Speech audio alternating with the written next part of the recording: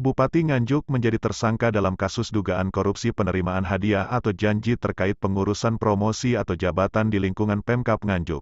Selain Bupati Nganjuk, KPK menetapkan 6 orang tersangka lain yakni Camat Pace Dupriyono, Camat Tanjung Anom dan sebagai PLT Camat Sukomoro Edi Sriyato, dan Camat Berbek Haryanto.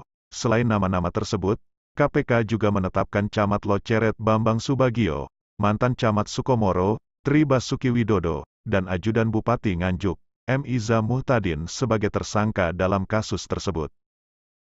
Bupati Nganjuk Novi Rahman Hidayat ditetapkan sebagai tersangka setelah ditangkap dalam operasi tangkap tangan atau OTT oleh Komisi Pemberantasan Korupsi bersama Badan Reserse Kriminal Bareskrim Mabes Polri di Nganjuk, Jawa Timur pada Minggu tanggal 9 Mei tahun 2021 lalu. Berikut penjelasan dalam konferensi pers bersama dengan KPK. Terima kasih Pak Kabah, Bu Lili, Pak Ali Fikri, dan teman-teman sekalian. Izinkan saya mencoba menyampaikan informasi berkaitan dengan koordinasi yang dilakukan oleh teman-teman KPK dengan Direktorat Tindak Pidana Korupsi.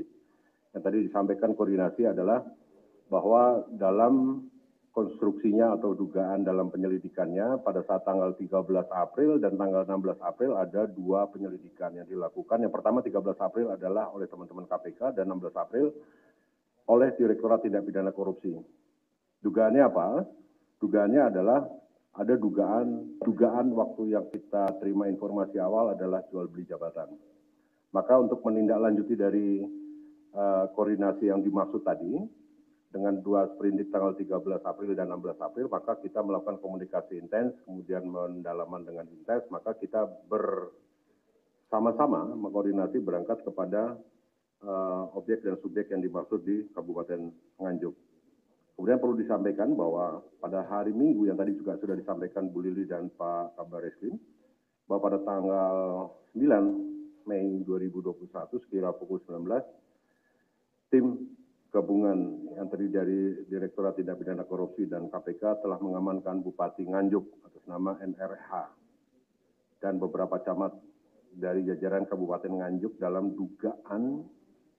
dugaan tindak pidana korupsi berupa penerimaan hadiah atau janji kepada pegawai negeri atau penyelenggara negara untuk berbuat atau tidak berbuat sesuatu yang bertentangan dengan kewajibannya terkait pada pengisian jabatan di lingkungan pemerintah Kabupaten Nganjuk, Jawa Timur.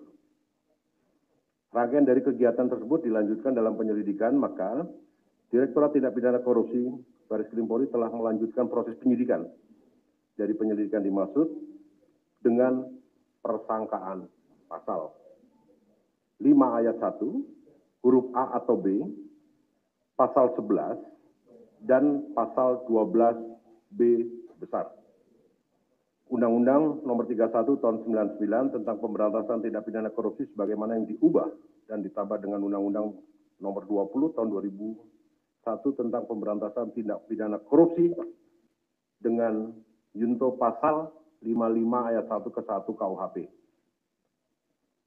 Kalau dilihat dari ancaman hukuman pidana, kalau pasal ayat 1 pasal 5 ayat 1 huruf A atau B yang dimaksudkan di situ adalah pidana penjara paling singkat 1 tahun dan 5 tahun, dan atau pidana denda paling sedikit 500 juta rupiah, paling banyak 250